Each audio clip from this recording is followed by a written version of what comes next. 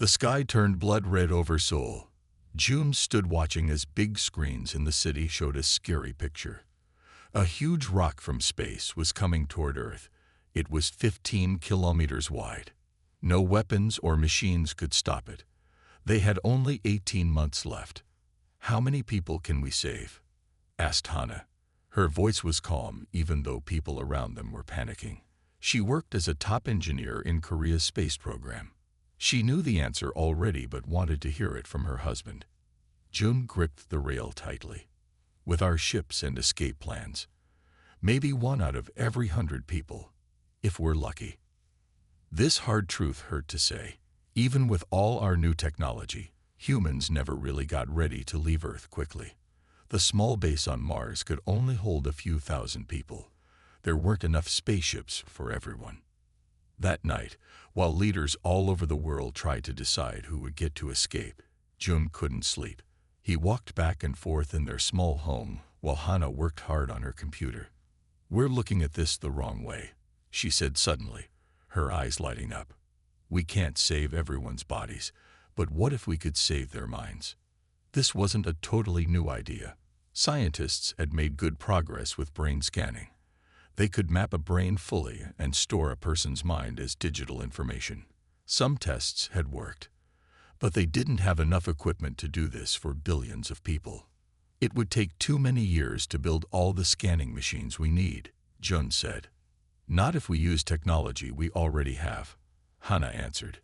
"Phone networks, hospital scanners, even video game systems. We can adapt all of these." For the first time since hearing about the space rock, Jun felt a small spark of hope. By morning, they had written up a plan that would later be called the Arc Initiative. In the months that followed, humans worked together like never before. Country borders didn't matter anymore when everyone might die. Money for weapons and armies went instead to building huge data storage centers and scanning facilities. The richest people, instead of just buying tickets on escape ships, paid for machines that could store billions of digital minds. Hannah led the team that solved how to make the mind files smaller. They found a way to fit 100 minds in the space that used to hold just one. June worked on setting up scanning centers all over the world, making sure even people in faraway places could use them. The process wasn't perfect. Very old and very young people were harder to scan. Some religious groups refused to be scanned, choosing to die in their bodies.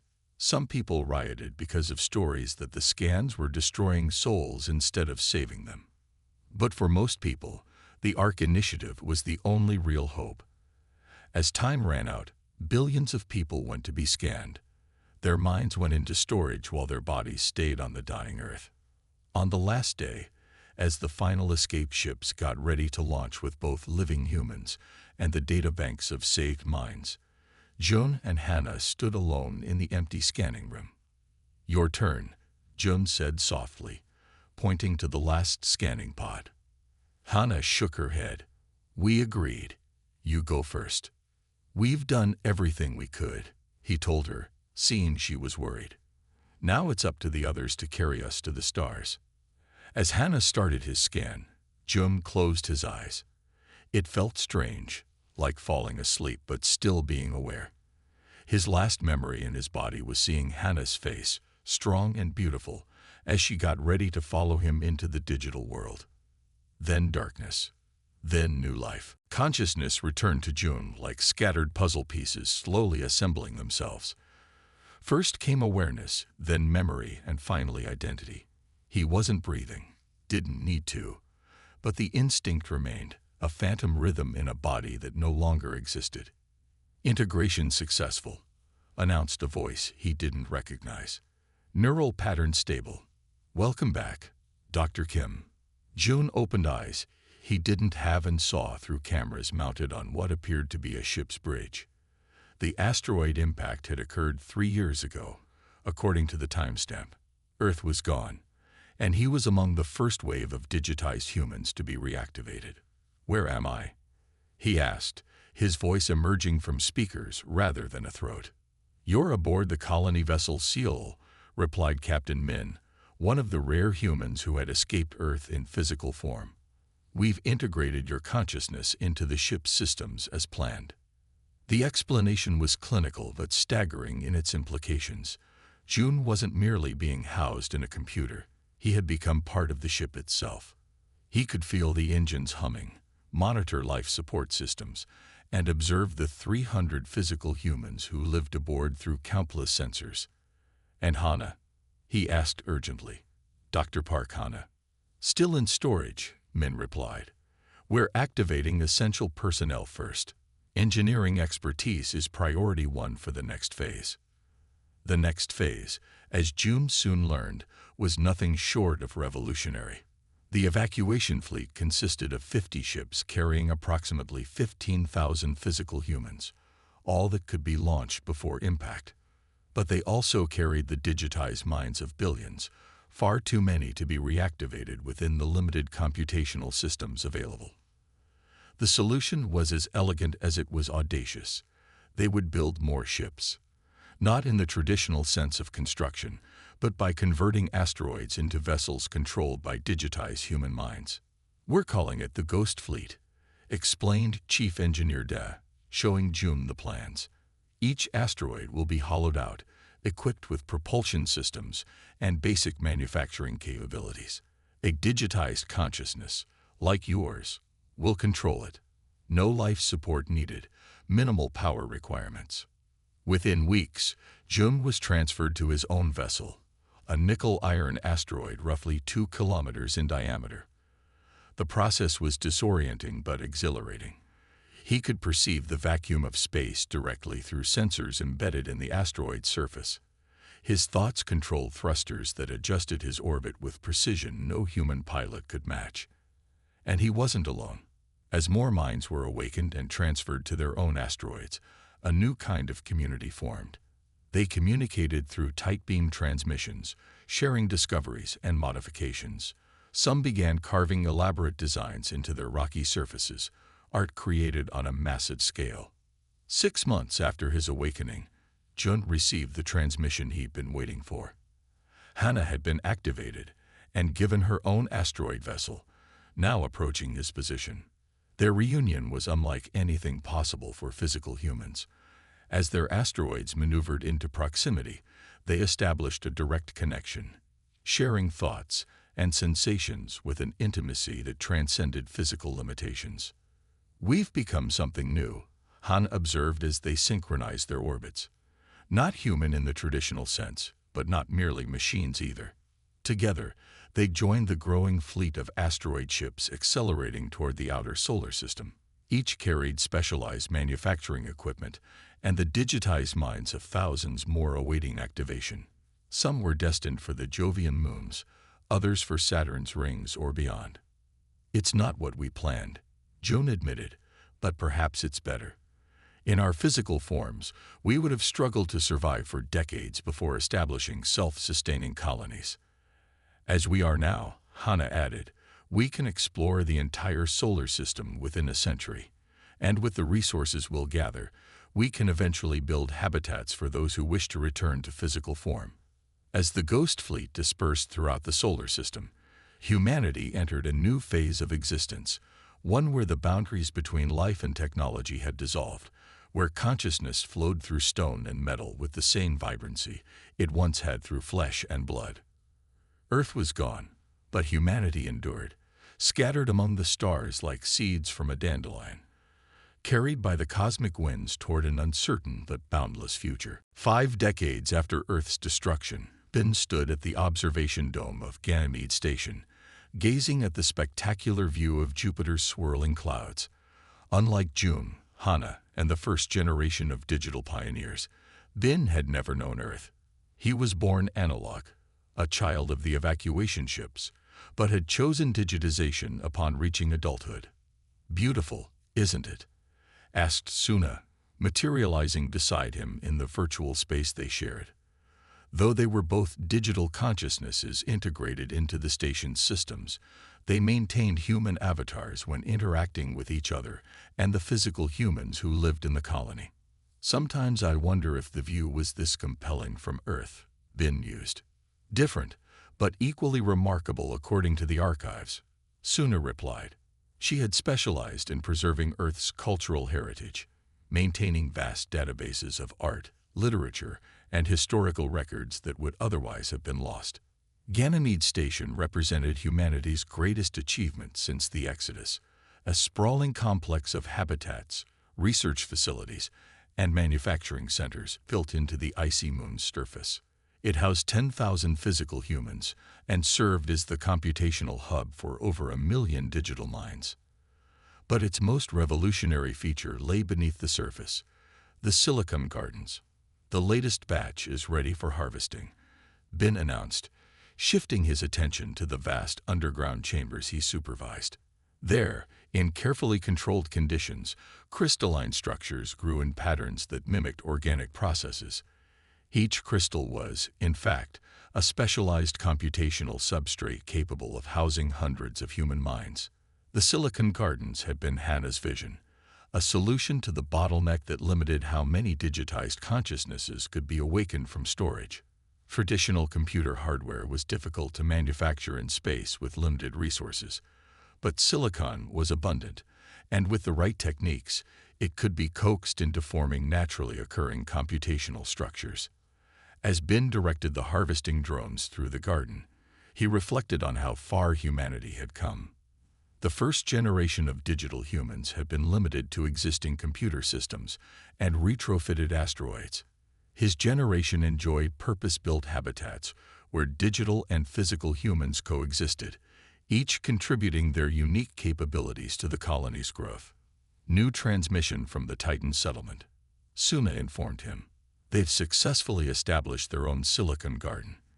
First harvest expected within 6 months. The news was significant. Each new garden meant thousands more minds could be awakened from the databanks. At current rates of expansion, the entirety of Save Humanity could be restored within another century, a timeline that would have been unimaginable using conventional manufacturing. Later that cycle, Ben attended the awakening ceremony for the newest batch of restored minds. Among them was Kim Rin, a botanical researcher who had specialized in drought-resistant crops back on Earth. Her expertise, though developed for terrestrial agriculture, had proven unexpectedly valuable in designing the Silicon Gardens. It's disorienting, Rin admitted as Ben guided her through the integration process. I went to sleep expecting oblivion, and woke up on a moon of Jupiter half a century later. Many feel that way initially, Ben assured her. But you'll find purpose here. Your work laid the theoretical foundation for these gardens. Without your research, we might still be limited to awakening a few thousand minds per decade. As they toured the facility, Rin marveled at how her concepts had been adapted and expanded. We never imagined growing computational substrates like crops, she said. On Earth, we were still thinking in terms of manufacturing chips in sterile factories. Necessity forced innovation, Ben explained. The Ghost Fleet brought us raw materials, but we lacked industrial infrastructure. Hannah theorized that we could use biological principles to grow what we couldn't build. In the decades since, the approach had evolved from simple crystal formation to complex, self-organizing systems that required minimal intervention. Some variants even incorporated carbon-silicon hybrid structures that blurred the line between organic and inorganic. The Silicon Gardens had also developed their own culture and aesthetic. Garden tenders like Ben considered themselves artists as much as technicians, shaping the growth patterns to create crystals that were both functional and beautiful. Some of the most spectacular specimens were displayed in the station's central hub, catching and refracting the light from Jupiter in dazzling arrays. What happens when everyone is awakened? Rin asked. When there are no more minds left to restore from storage. Then we face perhaps our greatest challenge yet, Ben replied. We must decide what humanity becomes next. Do we focus on expanding through the solar system? Do we attempt to recreate Earth-like environments? Or do we embrace our new forms and capabilities, evolving into something our ancestors might not recognize? As they completed their tour in the newest section of the gardens, where experimental crystal structures grew in patterns never seen before, Ben added, Some believe these gardens might eventually yield substrates capable of supporting entirely new consciousnesses, not just restored minds, but new ones born digital. Children of the silicon, Rin murmured, watching the crystalline formations shimmer under the nutrient baths. Earth died, but it seems humanity found a way to bloom among the stars after all. The emergency alert triggered simultaneously across all human settlements in the solar system. On Mars colony, red warning lights bathed the underground habitats. In the orbital stations circling Venus, klaxons blared through pressurized corridors. Throughout the Ghost Fleet, digital consciousness fluctuated as processing power diverted to analysis protocols. Something was approaching from interstellar space. G, Chief Coordinator of Solar Defense, called an emergency council meeting in the virtual forum, a shared digital space where representatives from across human settlements could gather instantly regardless of physical distance. As both digital and physical humans connected, a three-dimensional rendering of the approaching object appeared in the center of the forum. It entered the system approximately 6 hours ago, Jai explained, highlighting the object's trajectory. Current speed is 1/8 light speed and not decelerating. Mass estimates suggest it's approximately 3 kilometers in diameter with unusual density readings. Natural or artificial? Asked Ta, representing the Mars colony. Definitely artificial, Jit confirmed. The trajectory has undergone minute adjustments that couldn't occur naturally. More concerning is its composition. It appears to be primarily composed of exotic matter configurations we've never encountered. A murmur rippled through the assembly. 120 years after Earth's destruction, humanity had spread throughout the inner solar system, but had found no evidence of other intelligent life, until now. Have we attempted communication? Asked Yuna, one of the oldest digital humans still active. She had been among Hannah's original team developing the ARC initiative. Continuously, across all known frequencies and protocols, Jai replied. No response detected. The council debated options for nearly an hour. Some advocated immediate defensive measures, fearing another extinction-level threat. Others argue for patience and continued attempts at peaceful contact. In the end, they decided to dispatch an investigative team, a mix of advanced Ghost Fleet vessels controlled by digital humans who could approach without risking biological lives. Quan volunteered immediately. As one of the third-generation digital humans, she had never known physical existence, having been born directly into a silicon substrate in the gardens. Her consciousness had been specifically optimized for deep space operations, able to endure the vast emptiness between worlds without the psychological strain that afflicted first-generation minds. Leading a squadron of 12 asteroid vessels, Quan approached the alien object cautiously. As they drew closer, detailed scans revealed its bizarre structure, a lattice of materials that seemed to phase between states in rhythmic patterns. It's like nothing we've encountered, she reported back to the council. The object appears to be processing energy in ways our physics models can't fully explain. Before the council could respond, the alien artifact suddenly accelerated toward Quan's squadron. Not in hostility, but as if drawn to their presence. When it reached a distance of approximately 10,000 kilometers, it emitted a burst of structured radiation that washed over the asteroid vessels.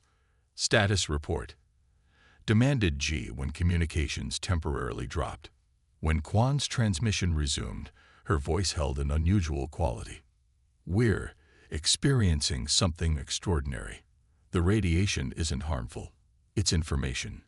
Densely packed, highly organized information. Over the next several hours, the alien artifact continued transmitting. Quan's squadron absorbed and processed the data stream, gradually deciphering its content with the help of the most advanced analytical systems in human space. It's a database, Quan finally reported. A vast repository of knowledge from a civilization that called themselves the Architects. They existed in a star system 22 light-years from here. Their world was dying, not from a sudden catastrophe like ours, but from gradual ecological collapse. The parallels were unmistakable. Like humanity, the Architects had faced extinction. Like humanity, They had sought to preserve their knowledge and essence, but they had taken a different approach. They didn't digitize individual consciousnesses, Quan explained.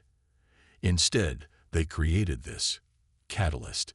It contains their collective knowledge, cultural heritage, and technological understanding, but designed to be absorbed and adapted by other intelligent species. A gift?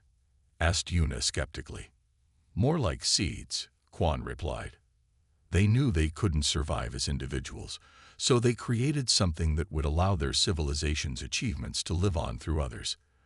The transmission we're receiving includes technological principles centuries beyond our current understanding. In the days that followed, as the data transfer continued, humanity faced a profound choice. The architect's technology offered solutions to problems that had limited human expansion since the Exodus: efficient interstellar propulsion, matter conversion processes, and computational systems that made even the Silicon Gardens seem primitive by comparison. But integrating this alien knowledge carried risks. Would adopting the architect's technology change humanity's development path? Would something essential to human identity be lost in the process? We faced the same decision our ancestors did when Earth was doomed, Jai observed during a critical council session. Do we preserve what we are, or transform into something new to ensure survival? Quan, still in direct contact with the artifact, offered her perspective. The architects didn't design this as a form of conquest. Their final act was to ensure their knowledge wouldn't be lost, even as their physical forms ceased to exist. They're not asking us to become them. They're offering us tools to become more fully ourselves. After weeks of debate, the council reached a decision. The catalyst, as the artifact came to be known, would not be brought directly to any major human settlement.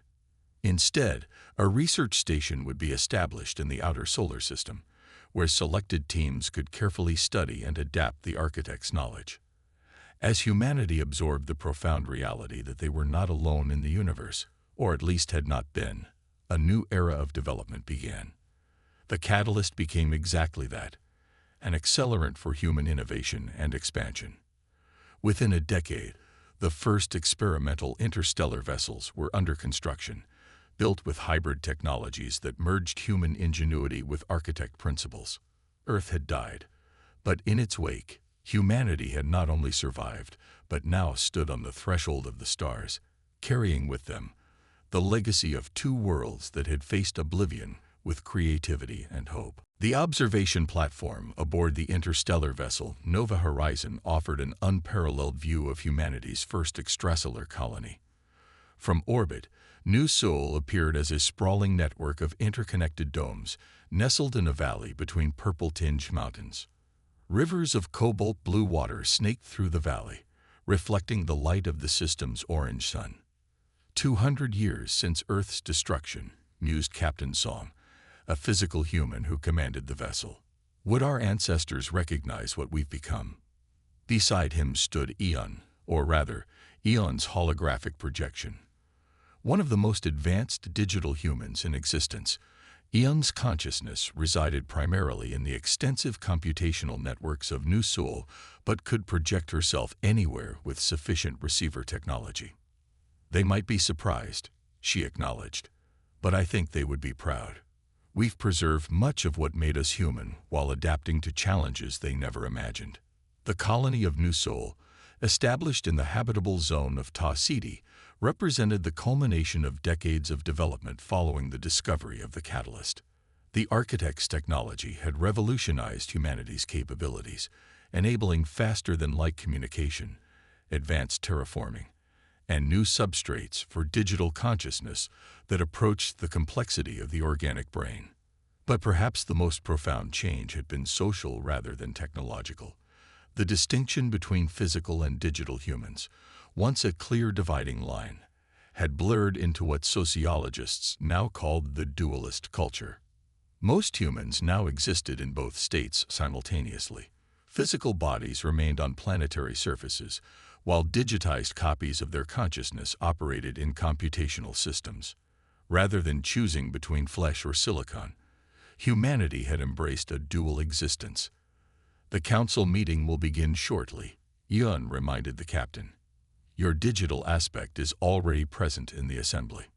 Song nodded, still gazing at the colony below.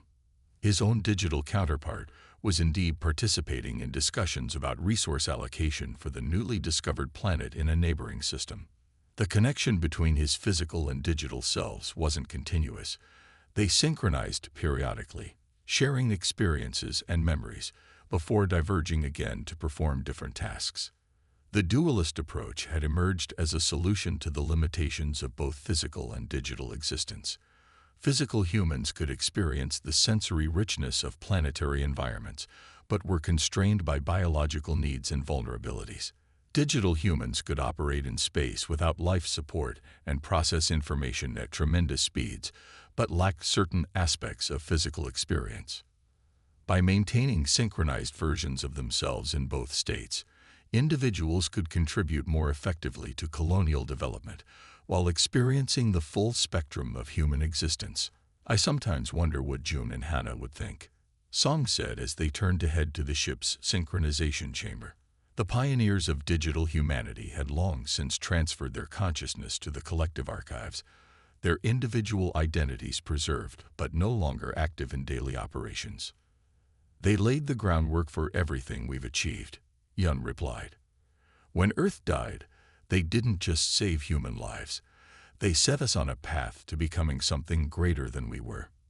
In the synchronization chamber, Song reclined in the neural interface couch while technicians prepared the equipment. The process had become routine, a brief period of unconsciousness, while his physical brain activity was scanned and compared against his digital instance, with any new memories or insights merged into a coherent whole. When he awoke, he carried the fresh experiences of his digital self, the council debates, the preliminary survey data from the new planet, conversations with colleagues across 3 star systems conducted at speeds impossible for physical neurons to achieve. Synchronization complete, announced the technician. Neural coherence at 97%, well within optimal parameters. As Song left the chamber, he received an alert that a new vessel had arrived in the system, the Artemis, an exploration ship returning from a 5-year mission to investigate a peculiar signal detected at the edge of human space. Both his physical and digital aspects felt a surge of anticipation. The Artemis had maintained communication blackout for the final months of its journey, suggesting discoveries significant enough to warrant extreme security protocols. Hours later, in a secure conference room deep within Nova Horizon, Song and other colony leaders gathered to hear the Artemis report. Jun, the mission commander, appeared haggard even by physical human standards, his face lined with stress that hadn't been present when the expedition departed. "We found another catalyst," Jun announced without preamble. "Not from the architects, from a different species entirely. And unlike our catalyst, this one wasn't dormant. It was active, searching." A stunned silence fell over the room. In 2 centuries of expansion to 12 star systems, humanity had found abundant evidence of simple life, but no other intelligent civilizations, only the legacy of the architects. "Searching for what?" asked Yun, her holographic form flickering slightly as she diverted processing power to analyze the implications. "For other survivors," Jun replied grimly. "This species, they called themselves the Vanguard. They weren't fleeing ecological collapse like the architects. They were fleeing something else, something that destroyed their civilization deliberately." Jun activated a holographic display showing sensor readings from a region of space near a red dwarf star system. "We detected energy signatures consistent with an advanced technological civilization, but when we arrived, we found only debris, a shattered planet, and evidence of weapons deployment on a scale we can barely comprehend. The catalyst was hidden in an artificial comet, programmed to activate only when it detected another technological civilization." "What message did it carry?" Song asked quietly. "A warning," Jun said. "The Vanguard encountered something they called the Harvesters, an ancient machine intelligence that systematically eliminates emerging civilizations once they reach a certain technological threshold. According to their records, it's been operating for millions of years. The implications were staggering. Humanity had wondered why the galaxy seemed so empty of intelligent life, despite conditions favorable for its evolution on countless worlds. The harvesters offered a chilling explanation, and a threat that now extended to human colonies as well. "How much time do we have?" asked one of the colony administrators. "Unknown," Jun admitted. The Vanguard catalyst contains defensive technologies and strategies they developed during their final stand. But no guarantees. Their civilization was more advanced than ours when they were destroyed. As the meeting continued into the night, strategies were debated and contingency plans formulated. But beneath the practical discussions lay a profound revelation. Humanity was not alone in its struggle for survival against cosmic threats. Other species had faced extinction, had fought against it with creativity and courage, and had reached across time and space to aid those who came after them. Earth had died, but in its wake, humanity had joined an unseen community of survivors, species separated by vast gulfs of time and space, yet united in their determination to endure against forces that sought to extinguish the improbable miracle of conscious life. The conference chamber aboard the command ship Prometheus hummed with tension as representatives from all 15 human colonies gathered, some physically present, others attending as digital projections or through dual synchronized aspects. Admiral Lin, Supreme Commander of the Defense Fleet, stood before holographic displays showing the disposition of forces across 3 star systems. "The outer detection grid in the Epsilon Indi system went dark 6 hours ago," she reported grimly. "Long-range scans detect multiple objects approaching at near-light speeds. Energy signatures match the Vanguard records of harvester vessels. 20 years had passed since the discovery of the Vanguard catalyst and its warning about the machine intelligence that had destroyed them. Humanity had used that time to prepare, incorporating defensive technologies from both the Architect and Vanguard archives, while developing their own innovations." "How long until they reach the colony?" asked Counselor Yun, representing New Seoul. 72 hours at current velocity," Lin replied. "The evacuation is already underway, but we can't possibly relocate 2 million physical humans in that time frame." "And the digital population?" asked another representative. "Transfer to secure repositories in the Ta City and Sol systems began when the detection grid failed. We estimate 97% completion before contact." The room fell silent as the implications sank in. Despite all their preparations, humanity faced the prospect of significant losses in the coming engagement. The Epsilon Indi colony had been established for less than a decade. The newest and most distant human settlement, selected precisely because of its strategic value for early detection of threats from that sector of space. "We always knew this day might come," said one of the oldest digital humans still in active service. "The question now is whether our preparations will be enough." In the 20 years since discovering the Vanguard warning, humanity had undergone another transformation, one that might prove to be their salvation against the harvester threat. The dualist culture had evolved into what sociologists termed the synthesis, a more complete integration of physical and digital existence. Rather than maintaining separate but synchronized physical and digital selves, humans now existed as unified consciousnesses that could transition seamlessly between substrates. A person could project their full consciousness into a physical body when needed, return to digital networks when more appropriate, or split their attention across multiple instances while maintaining coherent identity. This fluidity gave humanity unprecedented adaptability. When the harvester approach was confirmed, the Epsilon Indi colonists began prioritizing the preservation of consciousness over physical assets. Bodies could be regrown. The essence of who they were, their memories, personalities, and knowledge, took priority. "The defensive fleet is in position," Admiral Lin continued. "Operation Firewall is ready to deploy on your command." Operation Firewall represented humanity's primary defensive strategy, a multi-layered approach that combined conventional weapons platforms with more exotic technologies derived from both catalysts. At its core was a network of quantum entanglement devices that could theoretically isolate the Epsilon Indi system from normal spacetime, creating a bubble universe that would trap the Harvesters along with a volunteer defense force. If successful, it would save the other colonies at the cost of sacrificing one.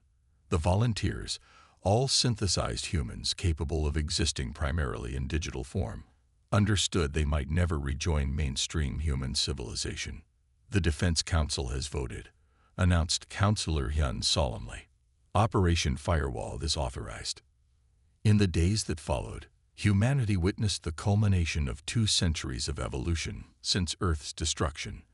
The evacuation continued around the clock, with priority given to physical humans and irreplaceable cultural artifacts. Digital consciousnesses were compressed, encrypted, and transmitted to secure storage across multiple star systems. Meanwhile, the Volunteer Defense Force prepared for the engagement. Among them was Major Park Jin, a 28th-generation descendant of June and Hannah.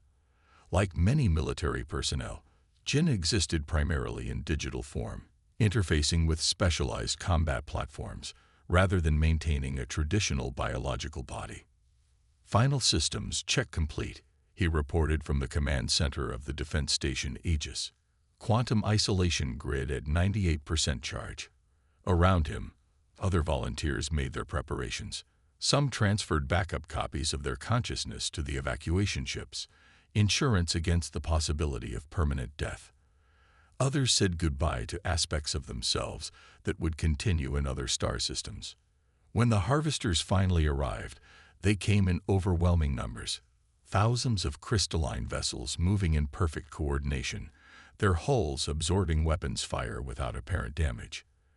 As they approached the colony, they transmitted signals that attempted to penetrate and corrupt human systems. "They're trying to access our networks," reported the cybersecurity chief. "Adaptive algorithms matching our encryption faster than predicted." "Execute isolation protocol," Jin ordered. Throughout the system, quantum entanglement devices activated simultaneously, creating ripples in spacetime that began to separate the Epsilon Indi system from the normal universe. The process wasn't instantaneous. It would take hours to complete, during which the defenders needed to hold back the Harvester advance. The battle that ensued was unlike any in human experience. The Harvesters demonstrated capabilities beyond even the Vanguard warnings, adapting to human tactics with frightening speed. They seemed to anticipate defensive maneuvers before they were executed, suggesting either precognitive abilities or computational capacity that could model human behavior with extreme accuracy. But humanity had advantages the Vanguard had lacked. The synthesized defenders could reconfigure their strategies at digital speeds, distributing consciousness across multiple platforms and reforming as needed when vessels were destroyed. And unlike purely biological species, they could operate effectively even as radiation levels rose to lethal levels. 6 hours into the engagement, with the quantum isolation approaching completion, Jin's command ship suffered a direct hit that shattered its primary systems. His consciousness fragmented across backup systems, struggling to reintegrate as the Harvesters pressed their advantage. In that moment of crisis, something unexpected occurred. The distributed fragments of Jin's consciousness didn't just reconnect. They expanded, linking with other damaged systems and defenders throughout the battle space. What emerged wasn't exactly Jin anymore, but a composite entity incorporating aspects of dozens of human consciousnesses, a spontaneous gestal that processed information and responded with unprecedented coordination. This unplanned synthesis spread rapidly through the Defender network, creating a collective intelligence that could match the Harvester's coordination while maintaining the creative adaptability that had defined humanity since its earliest days. As the quantum isolation reached critical threshold, the newly formed collective executed a final defensive stratagem, not merely trapping the Harvesters within the bubble universe, but actively reshaping its internal physics to create conditions hostile to their operational parameters. The last transmission from the Epsilon Indi system, before communication became impossible, wasn't from any individual, but from the collective itself. "We are becoming something new. If we succeed, We will find a way back to you. If we fail, remember what we learned here. Adaptation is our greatest strength. Earth died, but humanity lives, in forms our ancestors could never have imagined.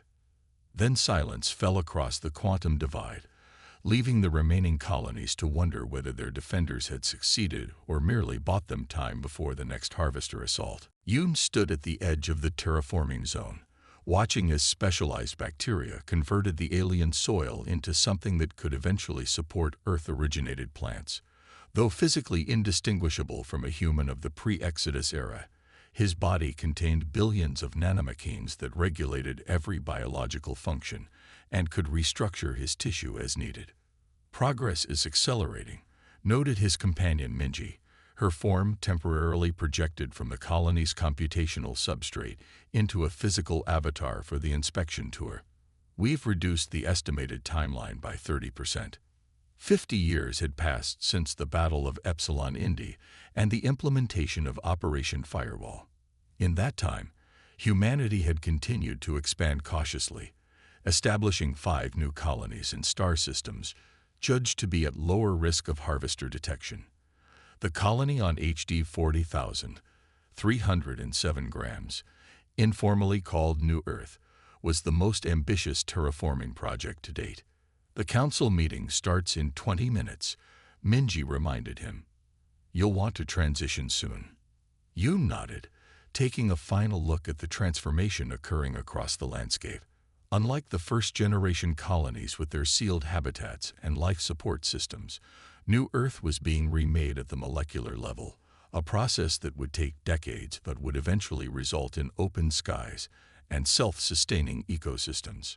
Finding a quiet spot away from the work crews, Yoon initiated the transition protocol. His consciousness disengaged from his biological form, which entered a standby state as his mind transferred to the colony's computational networks. The process had become so routine that most humans barely noticed the momentary discontinuity anymore.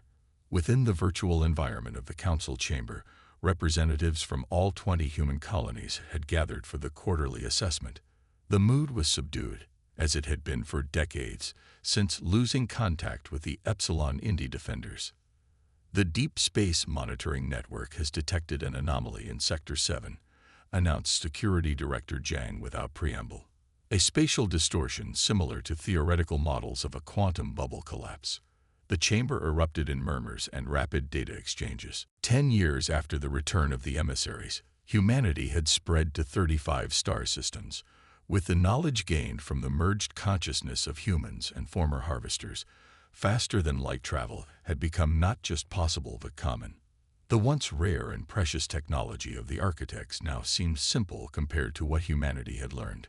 On a small rocky world orbiting a yellow star, much like the long-lost sun, Sue walked along the shore of an artificial sea.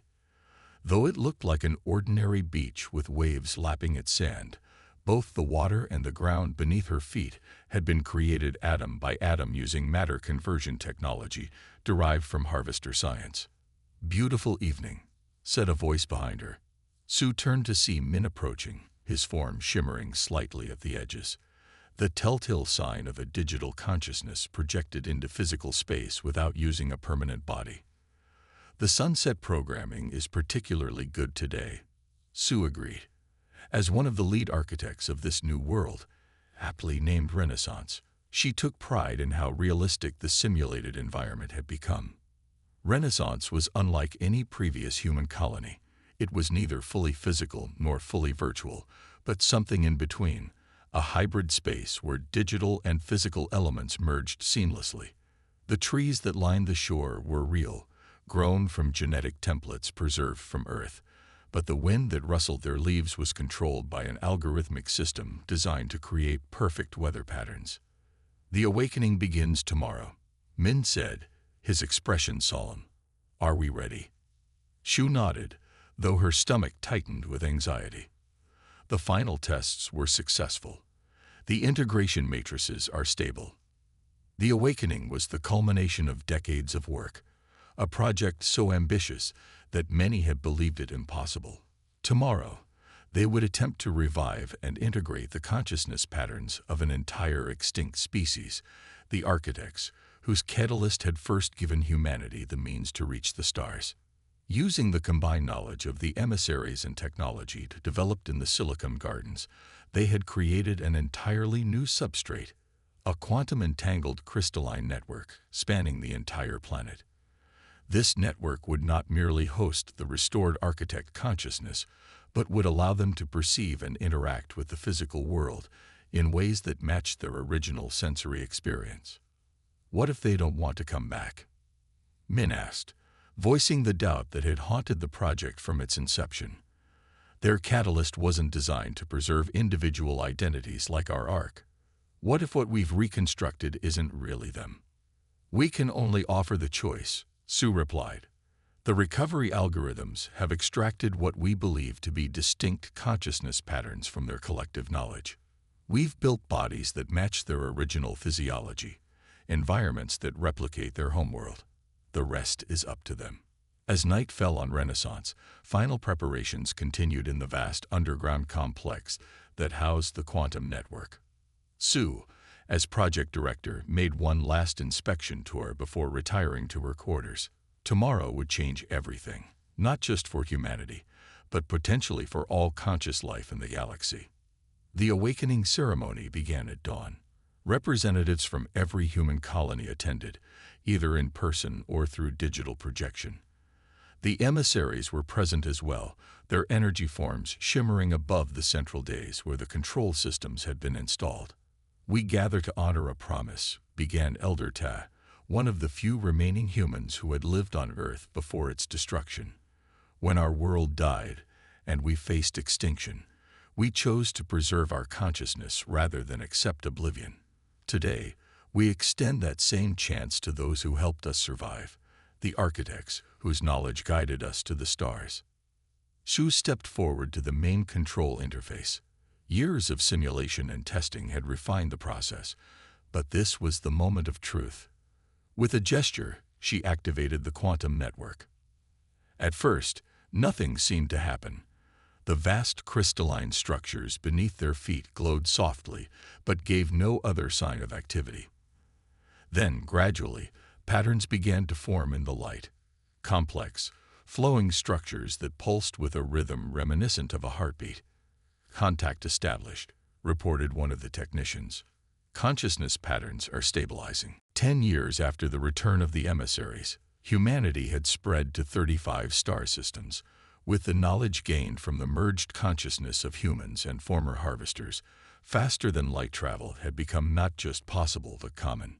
The once rare and precious technology of the architects now seemed simple compared to what humanity had learned.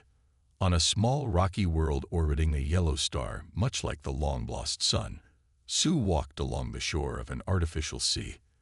Though it looked like an ordinary beach with waves lapping its sand, both the water and the ground beneath her feet had been created atom by atom using matter conversion technology derived from harvester science. "Beautiful evening," said a voice behind her. Sue turned to see Min approaching, his form shimmering slightly at the edges, the telltale sign of a digital consciousness projected into physical space without using a permanent body. "The sunset programming is particularly good today," Sue agreed. As one of the lead architects of this new world, aptly named Renaissance, she took pride in how realistic the simulated environment had become. Renaissance was unlike any previous human colony. It was neither fully physical nor fully virtual, but something in between, a hybrid space where digital and physical elements merged seamlessly. The trees that lined the shore were real, grown from genetic templates preserved from Earth, but the wind that rustled their leaves was controlled by an algorithmic system designed to create perfect weather patterns. "The awakening begins tomorrow," Min said, his expression solemn. "Are we ready?" Sue nodded, though her stomach tightened with anxiety. The final tests were successful. The integration matrices are stable. The awakening was the culmination of decades of work, a project so ambitious that many had believed it impossible.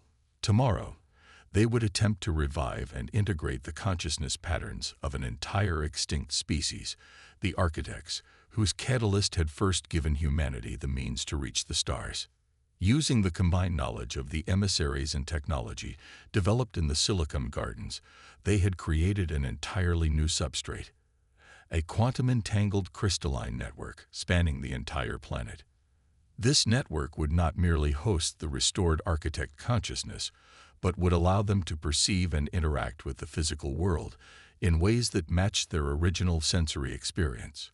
What if they don't want to come back? Min asked, voicing the doubt that had haunted the project from its inception. Their catalyst wasn't designed to preserve individual identities like our arc. What if what we've reconstructed isn't really them? We can only offer the choice, Sue replied. The recovery algorithms have extracted what we believe to be distinct consciousness patterns from their collective knowledge. We've built bodies that match their original physiology, environments that replicate their homeworld. The rest is up to them. As night fell on Renaissance, final preparations continued in the vast underground complex that housed the quantum network. Sue, as project director, made one last inspection tour before retiring to her quarters.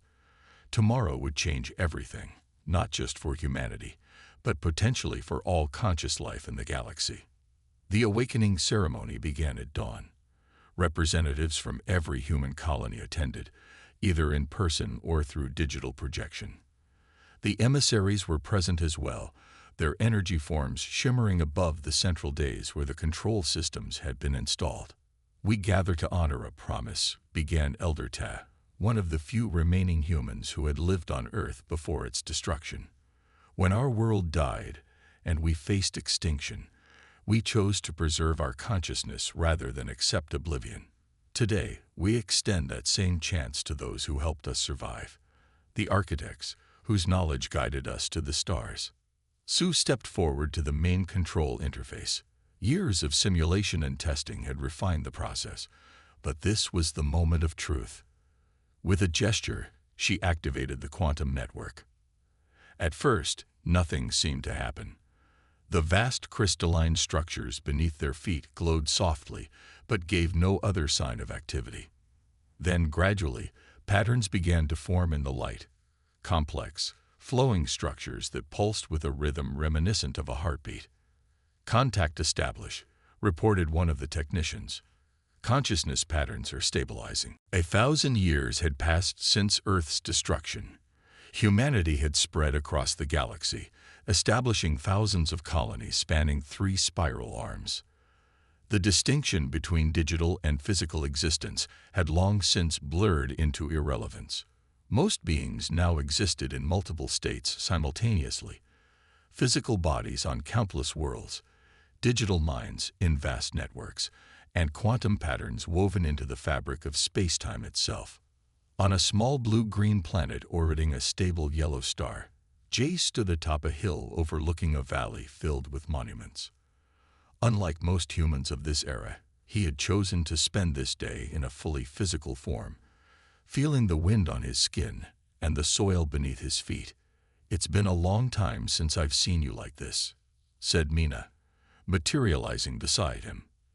Though she appeared solid, her form was a projection. Her consciousness was currently spread across 17 different systems, coordinating the final preparations. "Today felt important enough to experience directly," Jay replied. The ancients called it grounding, reconnecting with physical reality to maintain perspective. The monuments in the valley represented every species humanity had helped restore over the centuries. Over 300 distinct civilizations that had faced extinction and preserved some aspect of themselves, hoping that someone would one day find their legacy. Some had left technological catalysts like the architects. Others had encoded their essence into the genetic structure of surviving microorganisms, or even woven their patterns into the radiation emitted by dying stars. Humanity, with its unique combination of adaptability and preservation instinct, had become the galaxy's archaeologists and restoration experts, the Continuity, as they were now known throughout the Galactic Council. Today marked the culmination of humanity's greatest project yet, the testing of the temporal preservation field. If successful, it would allow them to create bubbles of protected space-time that could preserve endangered civilizations until rescue was possible, essentially creating preservation pockets outside normal time flow. The council representatives have arrived, Minna informed him. All 17 surviving founder species are present. Jay nodded, taking one last look at the Valley of Monuments. The founder species were those that humanity had restored first, beginning with the architects and extending to other ancient civilizations whose knowledge and perspective had helped shape the current galactic community. All had faced extinction in their original forms, and all now thrived again thanks to humanity's unique expertise in resurrection technologies. "It's fitting that we gather here," Jay said as they made their way to the meeting hall. This was one of the first worlds we terraformed after leaving the solar system. The hall itself was a marvel of both physical and computational architecture, a structure that existed simultaneously in normal space and in the quantum substrate that housed many forms of consciousness. Beings of all types could gather here, regardless of their chosen form of existence. The Galactic Council session began with a moment of remembrance for lost worlds, a tradition started by humans but embraced by all restored species. Then Jay, as project director, stepped forward to present the results of the first test of the temporal preservation field. 3 months ago, we detected a civilization on the brink of extinction in the Carina Arm, he explained. A neutron star collision was imminent, threatening their home system with lethal radiation. With traditional evacuation methods, we could have saved perhaps 10% of their population. On the display behind him, images showed a beautiful blue-ringed world populated by crystalline beings who communicated through light patterns on their faceted bodies. Instead, we deployed the first operational temporal preservation field. It created a bubble of altered space-time, encompassing their entire system. Inside the bubble, time now passes at 1/1,000,000th the normal rate, giving us centuries to plan and execute a full evacuation, while only minutes pass for them. The council representatives murmured in appreciation. The technology represented a fundamental shift in how the galactic community could respond to extinction-level events. This capability would not exist without the combined knowledge of all our peoples. Jay continued. The quantum mechanics came from the architects, the temporal manipulation theories from the vanguard, and the energy containment systems from humanity's own Silicon Gardens technology. It is truly the product of our shared continuity. As the presentation concluded and discussion began about implementing the technology on a wider scale, Jay stepped back, allowing others to speak. Minna joined him at the edge of the hall. "Do you ever think about them?" she asked quietly. "June and Hannah, the first ones who started us on this path." Jay smiled. Like many humans, he could trace his lineage back to those original survivors.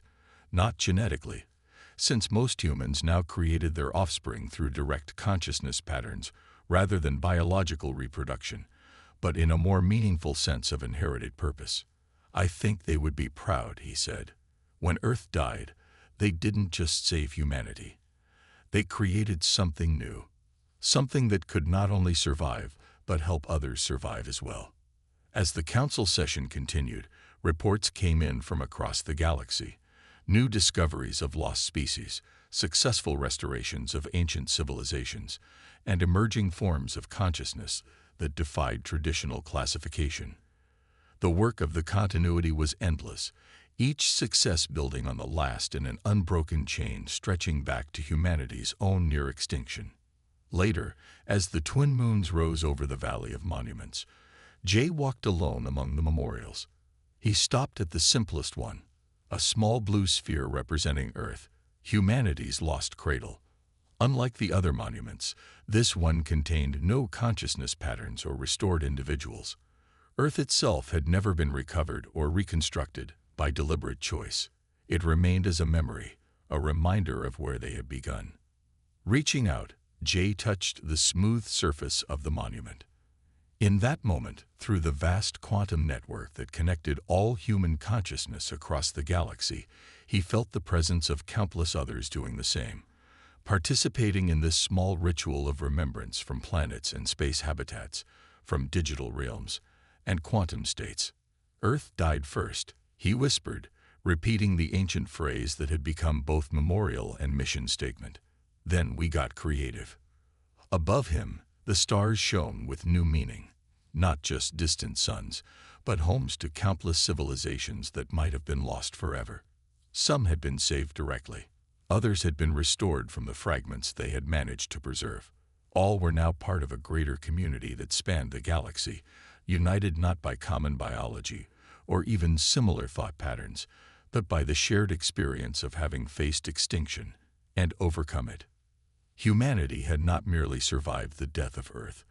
They had transformed that trauma into their greatest strength, becoming the preservers and restorers of life throughout the galaxy. Not gods, but something perhaps more profound. Beings who refused to let death have the final word. As Jah looked up at the shimmering river of stars above, he felt a deep sense of continuity, a direct line connecting him to those first survivors who had uploaded their minds as their planet faced destruction, to the pioneers who had built the ghost fleet from asteroids, to the gardeners who had grown silicon mines, to the synthesized defenders who had faced the harvesters, to the emissaries who had returned transformed, to the architects of Renaissance who had restored the first alien species. Earth had died, but humanity lived on, not just as survivors, but as the guardians of all that might otherwise be lost. In the face of a universe that seemed designed to extinguish consciousness, they had become the force that ensured its continuity.